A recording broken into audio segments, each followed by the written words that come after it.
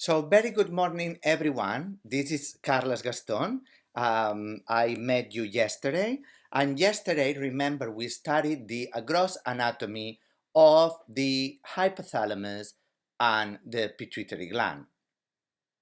We also studied some of the um, hormones, and also we studied a little bit the function, but we didn't go into detail of the hormones that the anterior pituitary gland express, and also the hormones that the posterior pituitary express and their function. In the lecture today, we're gonna cover each individual hormone. We're going to cover also how these hormones and the target organs that it works. And also, separately, we're going to talk about the posterior pituitary gland. Just to recap from the lecture yesterday, right? The anterior and the pituitary gland, although the anterior and the posterior pituitary gland, although they are in the same close proximity, they work in a different way. So let's recapitulate what is the lecture outline. We're going to cover the anatomy. Sorry, I missed this. We covered the anatomy of the hypothalamus and pituitary gland. We did an overview of the hypothalamic pituitary and the hormones of the hypothalamus. That was the lecture yesterday. Today, we're going to go over the hormones of the anterior pituitary. We're going to cover all the hormones of the anterior pituitary. That is ACTH, adenocorticotrophin, thyroid-stimulated hormone, also luteinizing hormone, follicle-stimulated hormone, but we're going to pay special attention to prolactin and growth hormone. The reason is because these other axes, like ACTH and follicle-stimulated axis, will be covered in the fertility and further on into the lectures. Also, when we study the diseases of the pituitary gland, such as prolactin and growth hormone, there is an emphasis on these two particular hormones. So, as we said yesterday and we studied, the pituitary gland is formed of two lobes, right? The anterior lobe, which you can see here, and the posterior lobe, which you can see also in the right hand of the slide. The anterior lobe is also known as adenohypophysis, and the posterior lobe is known as neurohypophysis. Some of you asked me yesterday that why was the reason, and basically the neurohypophysis, it's called neuro because has neuronal origin. So it contains axons from the hypothalamus. And the terminal axons finishes in the posterior lobe. It will secrete two hormones, and these hormones are oxytocin and vasopressin, which we will cover in today's lecture in the second part. The anterior pituitary, as you can see here, it contains endocrine cells, but it does not contain axonal projections from the hypothalamus. The axonal projections from the hypothalamus finish in the portal system of veins, in the plexus, and the neuropeptides are transported in the anterior pituitary through a portal vessel system. And what you can see here is all these patches of endocrine cells, which their function is to produce hormones to be secreted to the circulation. And as you can see, the pituitary gland sits in the sella turcica, which is in the vasosphenoid bone. So which hormones does the anterior pituitary gland secretes? So it secretes growth hormone. As its name says, that it's important for the growth, and it affects the muscle and the cartilage in the bone, and is responsible for the linear growth of us, so when we are growing in height, but also has other roles in other tissues. It also, the anterior gland, produces TSH, or thyroid stimulated hormone. Thyroid stimulated hormone will impact on the thyroid gland, and the thyroid gland will produce thyroxine and T3, which are very important for metabolism. The pituitary gland also secretes the LH and FSH, which are important for the impacting the testes and the ovaries and the maturation of the gonads. So they are very important for fertility.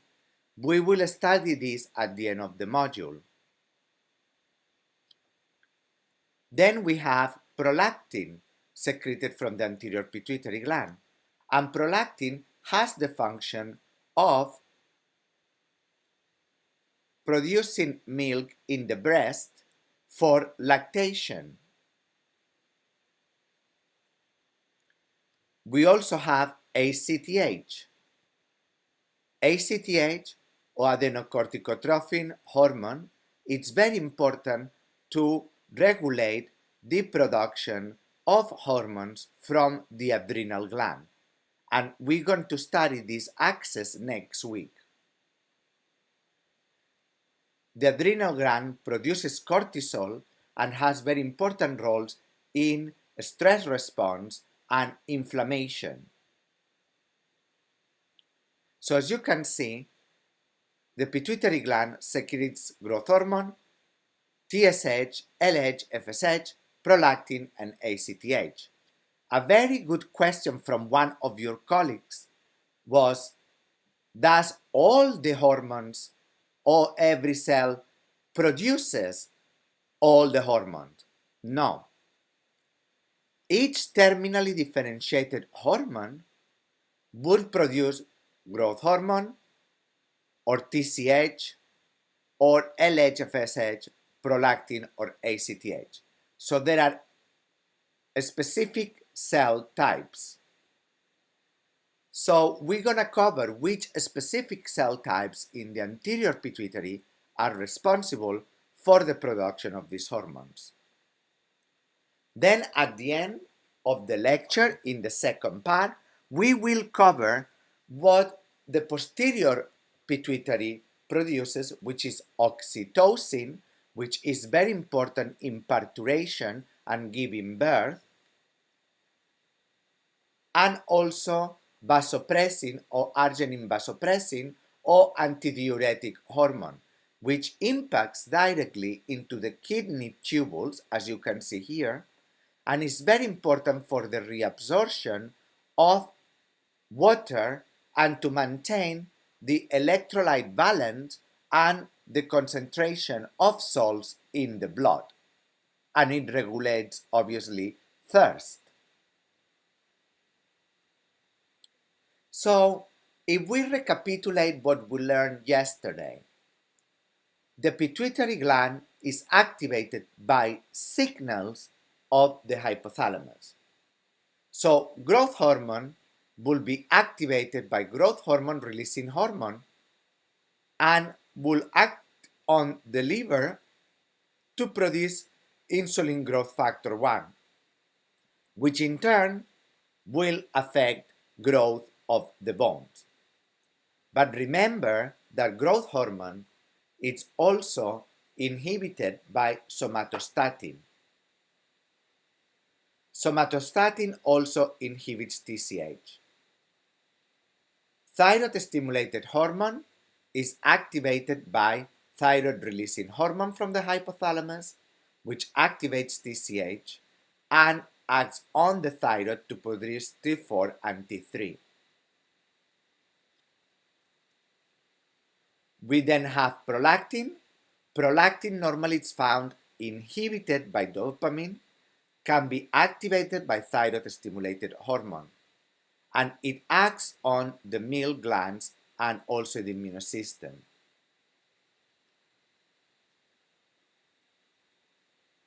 ACTH, or adrenocorticotrophin hormone, it's activated by mainly cortisol releasing hormone, and AVP or arginine vasopressin. This will activate ACTH, which in turn will act in the adrenal glands to produce cortisol, very, very important hormone that we will study next week. Then, as we said yesterday, we have GnRH, gonadotrophin releasing hormone, and kisspeptin, which will act in the anterior pituitary to form FSH and LH, which will act in the gonads to produce sex steroid and inhibit ovulation and spermatogenesis. So let's study into detail what are these hormones and how are they regulated. Some parts of the lecture will recapitulating the one yesterday, but adding some extra information.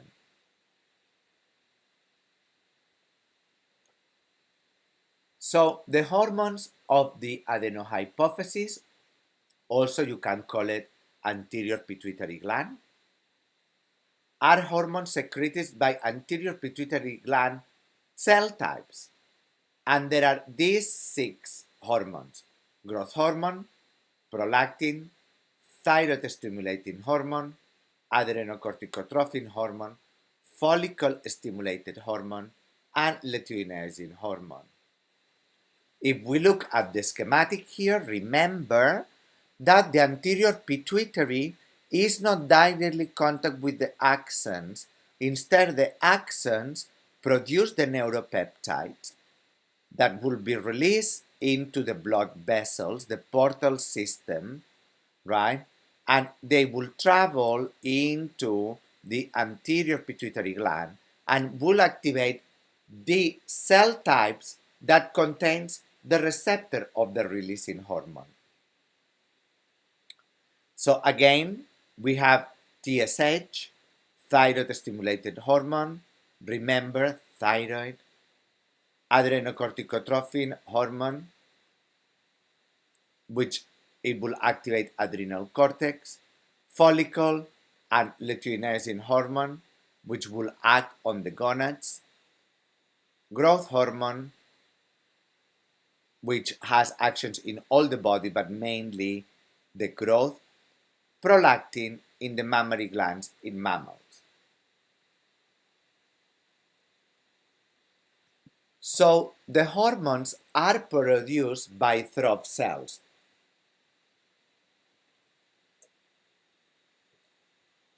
And there are 5 types of trophic cells, right? These ones are called trophs, and there are 5 types, and it's the thyrotroph cells that produce thyroid stimulated hormone. Corticotroph will produce adrenocorticotrophin hormone. Gonadotroph will produce the follicle stimulated hormone and the luteinizing hormone. Then we have the somatotrophs, which will produce the growth hormone, and lactotrophs, which will produce prolactin. So one of the questions, very interesting questions that came up yesterday is, do one particular cell can express multiple hormones? No. The answer is no. You need to be a thyrotroph to produce thyroid stimulating hormone. A thyrotroph will not produce, for example, follicular stimulating hormone or luteinizing hormone. And a somatotroph will not produce adrenocorticotrophin hormone. So in this schematic, which you guys need to know, summarizes not only the cell type, but also the synthesis and release, the stimulated by hormone from the hypothalamus, which we covered yesterday, and also some known factors that are inhibiting. This is the general picture that you guys need to know. So if we go through it, is thyrotrophs produce thyroid stimulating hormone. They are activated, the thyrotrophs, by the hypothalamus that produce thyroid releasing hormone, and they can be inhibited by somatostatin. Corticotrophs produces adrenocorticotrophin hormone, and they are stimulated by corticotrophin releasing hormone, and the inhibitory factor is not known.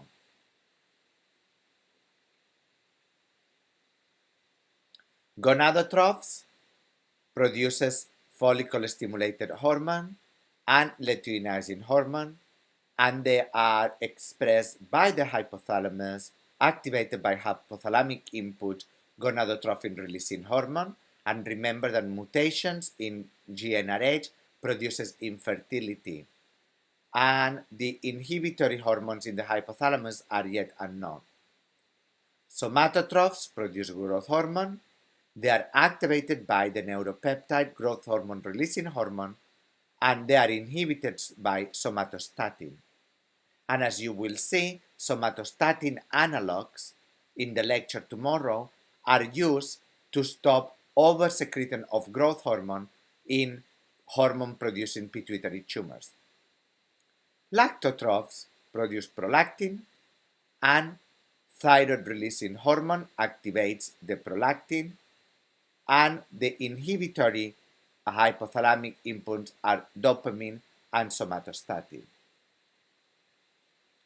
This is exactly the same information, but the only part that you need to know here is that it has added the major target organ for each hormone. So for growth hormone, it targets the liver and the cartilage in the bone, among others. Prolactin, it targets the mammary gland. TSH, or thyroid stimulated hormone, thyroid gland. ACTH, the adrenal gland. LH and FSH, the gonads.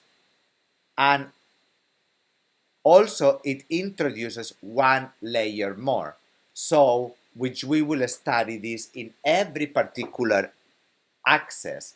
So the growth hormone activates the liver, insulin-like growth factor, another hormone. In the mammary gland, none, it just stops there. But the thyroid, the TSH activates in the thyroid, the production of thyroxine and triiodothyronine. ACTH activates in the adrenal the production of cortisol and adrenal androgens. We will study this next week. LH and FSH activates the gonads, and the gonads produce estrogen, progesterone, and testosterone.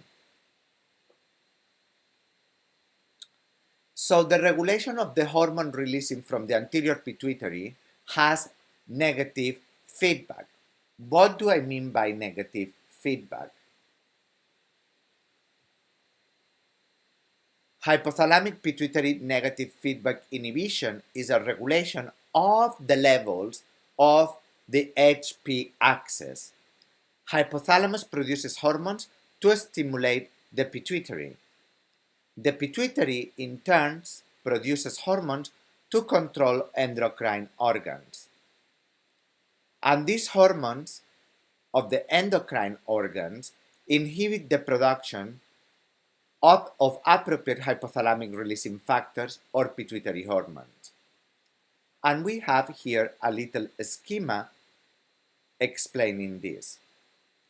The hypothalamus secretes a hormone, neuropeptide, that activates, well, the releasing hormone that activates the pituitary in a positive way, or like for example in somatostatin, it's negative, but let's just for an example think about a positive activator. The anterior pituitary will produce an anterior pituitary hormone that will go into bloodstream, and concentration of this hormone will impact in a negative way in the hypothalamus to tell the hypothalamus to stop producing this. So that produces an homeostasis. Feedback loop, negative. Then the anterior pituitary produces a hormone that affects a target organ, let's say the testis, and let's say the testis produces testosterone or estrogen, which at the same time the target organ gland produces this hormone, and it can have two effects, either a negative or positive effect on the anterior pituitary to tell them to don't secrete more of this hormone because there is enough, or in the hypothalamus, or both. So we're going to start with each specific hormone. So we're going to start with the physiology of prolactin. Within the lecture outline, we will cover now the different hormones and the function. Prolactin synthesis. Again, it is a protein which has 199 amino acids and is synthesized by the lactotroph cells in the anterior pituitary. Evolution from an ancestral hormone common to growth hormone. So what it's been found is that growth hormone and prolactin all came from an original gene which was similar to the human chronic somatotropin. So they are evolutionary very similar. Acts via dimerized tyrosine kinase associated receptor. So growth hormone and prolactin come from an ancestral gene, and they identified this by sequence homology. And this gene was chorionosomatotrophin, lactrophin, which basically is a very long name. You don't need to know it, but it's just to show you that both genes came from a very original or similar ancestral gene. So what about the feedback? Again, this is a very nice cartoon where it shows you that prolactin is under an inhibitory signal from dopamine. It is released from the anterior pituitary and it targets the breast, so very, very, very important in female for lactation. And also it's activated by estrogen. So the production of prolactin, it occurs both in males and females under the hypothalamic control of prolactin inhibiting factor P, which is also called dopamine, as we studied yesterday. Prolactin is the only anterior pituitary hormone normally under tonic inhibition, so by the hypothalamus. So it's all the time inhibited, and it will start being expressed when this inhibition stops. Also, thyroid releasing hormone is a potent prolactin releasing factor that stimulates prolactin release. Secretion also stimulates by vasoactive intestinal peptide, which is VIP, and serotonin. But these are secondary. The one that I want you to learn is the dopamine, which is the main inhibitory factor. It also can be stimulated by mild stress, nipple stimulation, and coitus. It has pulsatiles Also, like we studied yesterday, other hormones, episodic pulsatile, and sleep-associated secretion. Is associated with a special sleep phase and occurs 60 to 90 minutes after sleep and peaks around 4 and 7 a.m.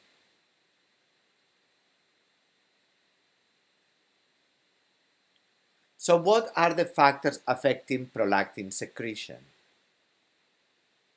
So the main one, right, is increased are physiological reasons.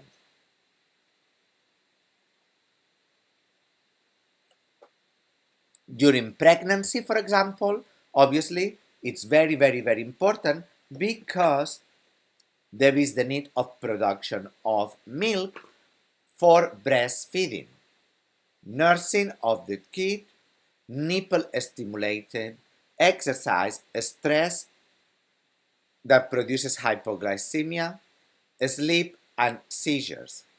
But also it can be increased with pharmacological treatment, such as thyroid releasing hormone, estrogen, dopamine antagonist. So for example, because the prolactin secretion is inhibited by dopamine, when dopamine antagonist in pharmacological treatment is used, can produce increased prolactin.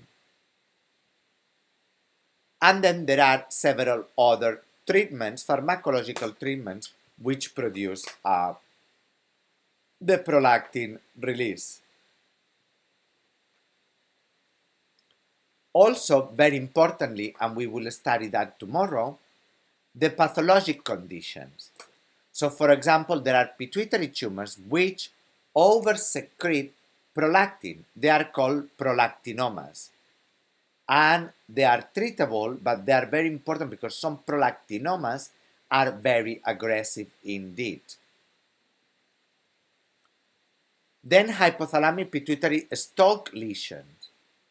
What happens? Prolactin, as I told you, is under inhibitory effect from the dopamine through the pituitary stalk. So if there is a problem in the pituitary stalk that does not produce dopamine, the pituitary gland will start secreting prolactin. So that's a very important way of prolactin being secreted. Also, spinal cord lesions, hypothyroidism, as I told you before, thyroid stimulates releasing hormone.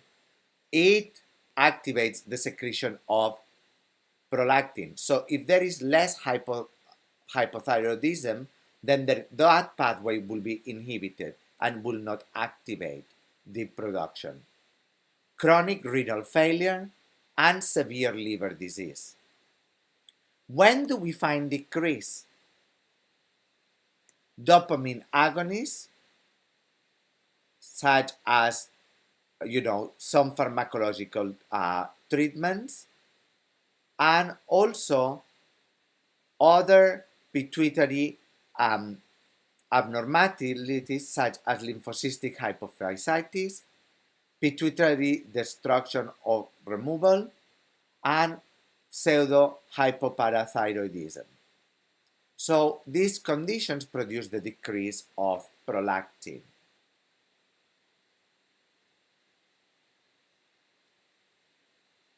Again, we have here an schematic showing you the entire axis, right?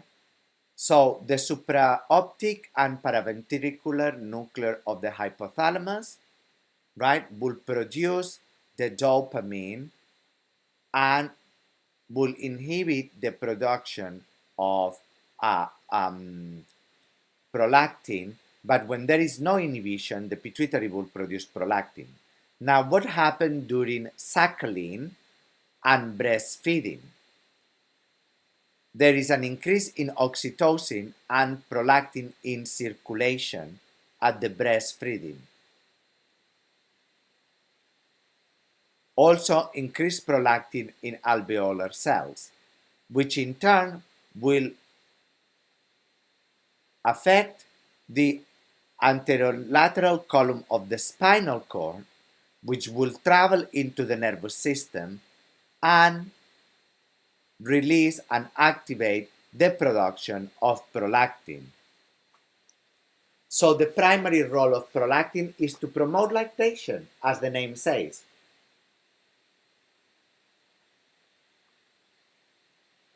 This is important in the postpartum periods and during the, obviously after giving birth, during breastfeeding.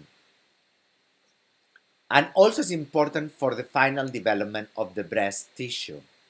But in pathological conditions, there can be, for example, in the case of pituitary tumors that secrete prolactin, there can be prolactinomas, right? And in these cases, in the absence of breastfeeding, milk can occur and can be produced by the breast both in males and females. We will study that tomorrow. It is more important in females after puberty and during and after pregnancy. High estrogen and progesterone concentrations during pregnancy inhibit prolactin induction in lactation. So, how about growth hormone? So, the physiology of growth hormone. Like the prolactin has 40% amino acid sequence homology, and this high homology is due to the having a common ancestral gene and peptide. And it acts on dimerized tyrosine kinase associated receptors. Growth hormone, remember, is synthesized in the somatotroph cells of the anterior pituitary gland. If we look at the schema here, right, remember, growth hormone releasing hormone activates the production of growth hormone in the anterior pituitary gland, which in turn will affect the liver, and the liver will produce insulin growth factor 1, which will have an impact on the growth of the bones. At the same level, this will have a negative feedback loop on the pituitary to produce less growth hormone. The inhibitory factors are somatostatin, which basically stops or inhibits the production of growth hormone. Let's recap. I know that it's repetitive, but like this is important so you learn it. So, growth hormone is secreted by the hypothalamus. Well, it's controlled, the pituitary growth hormone is controlled by the hypothalamus with the growth hormone releasing hormone, and the growth hormone releasing hormone inhibiting hormone somatostatin. The growth hormone releasing hormone is more important in the control than the somatostatin. Growth hormone is released in pulses of episodic through the day. We did study that yesterday. The main mediators of action of growth hormone are insulin growth factor produced by the liver, and there are two forms, IGF-1 and IGF-2, which they were called previously somatomedins, but no one calls it like this anymore. Again, this table is to summarize the factors that affect growth hormone secretion. There are physiological, pharmacological, and pathological. So,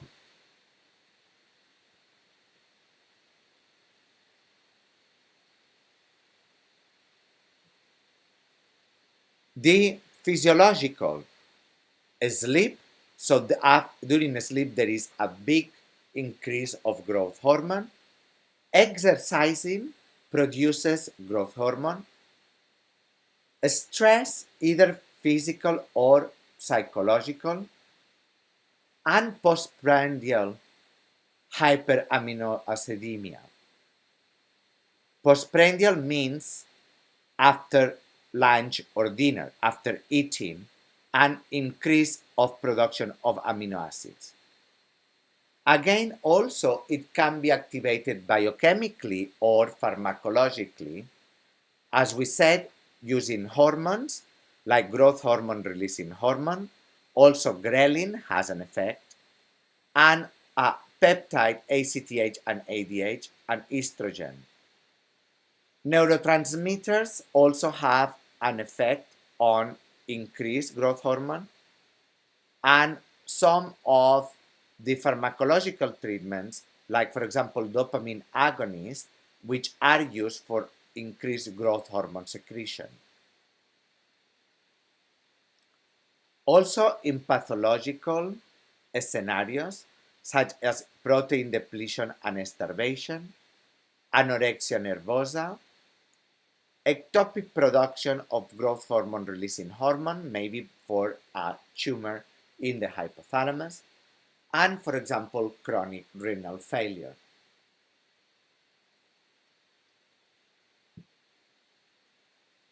Factors with the decrease: postprandial hyperglycemia, elevated free fatty acids, also inhibitory hormones as somatostatin. Also, too much growth hormone has a negative effect feedback loop, progesterone, glucocorticoids, and then also another pharmacological agents. In this case, not dopamine agonist, but dopamine antagonist. Another important source of decrease is obesity, hypothyroidism, and hyperthyroidism. So both hypo and hyper produces decrease in growth hormone.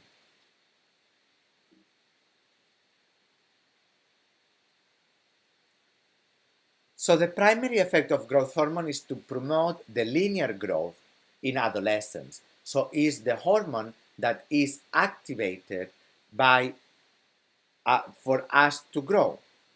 It increases the protein synthesis and collagen deposition in the bone. The fetal growth is relatively independent. So the fetal growth of the fetus inside of the womb is independent of growth hormone. So growth hormone is required after after birth. Growth hormone is also involved in tissue turnover and repair. So if we look at the direct actions of growth hormone, is glucose transport, lipolysis, amino acid transport, protein synthesis, fibroblast differentiation. Also some indirect actions of growth hormone: promotion of growth, linear growth, collagen synthesis by chondrocytes.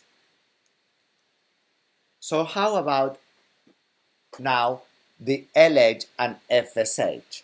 LH and FSH, we have here a beautiful draw of the brain that produces in the hypothalamus, remember guys, GnRH and kisspeptin, which will tell the anterior pituitary to produce luteinizing hormone and follicle stimulated hormone, which will activate the gonads and will make the gonads to produce testosterone and estradiol.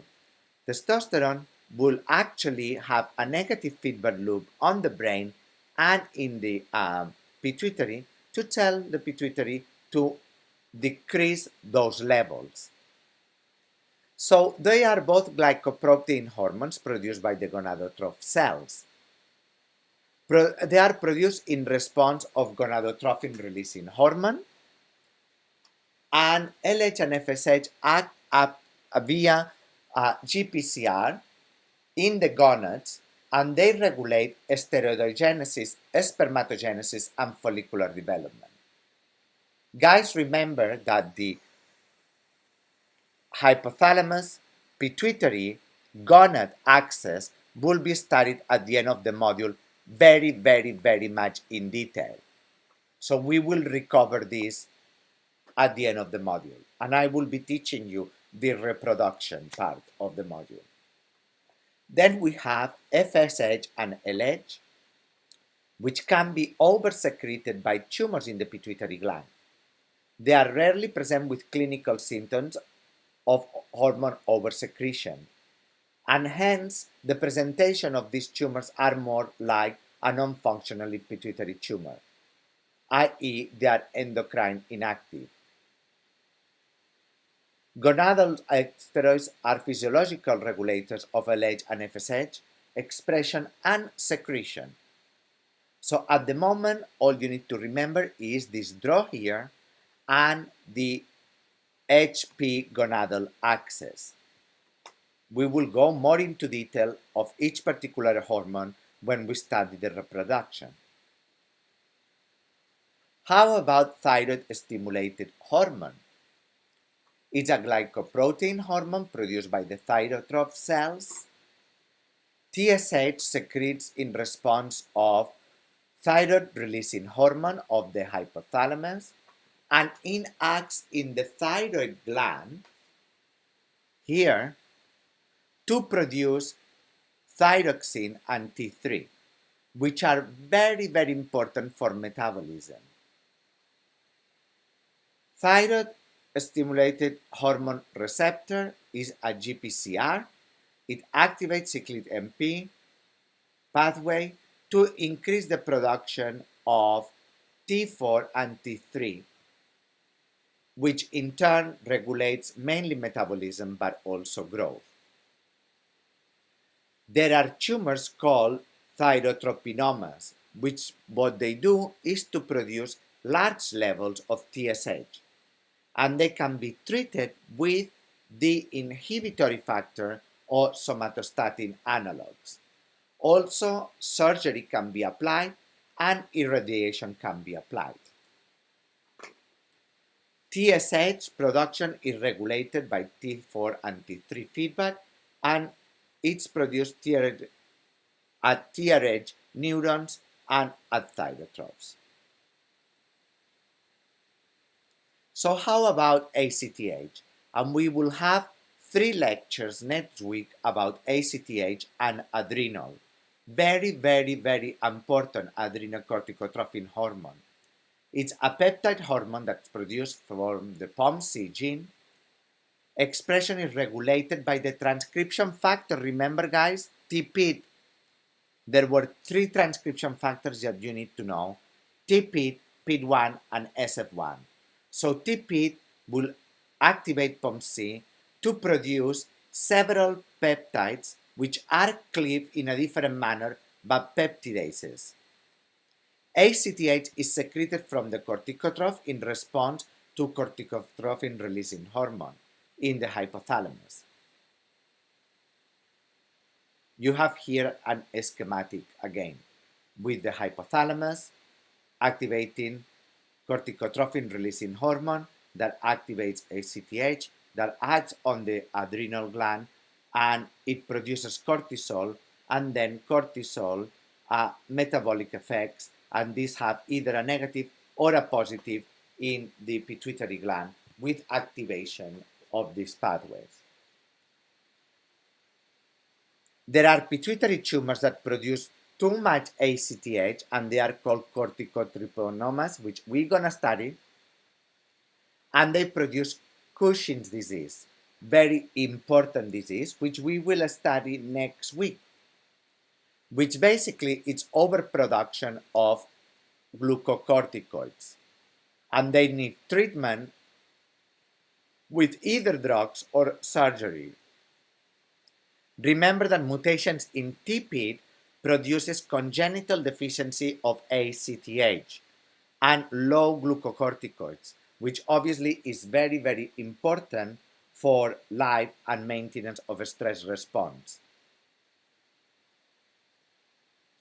So up to here, we have finished the anterior pituitary gland. After this, we're going to take a break and we're going to study the hormones of the posterior pituitary with arginine vasopressin and oxytocin. Also, I'm going to give you an ID number for book because I think that if you guys have questions, it's better to answer them in book rather than in writing. So that will be better for me to work on the hour after the lecture.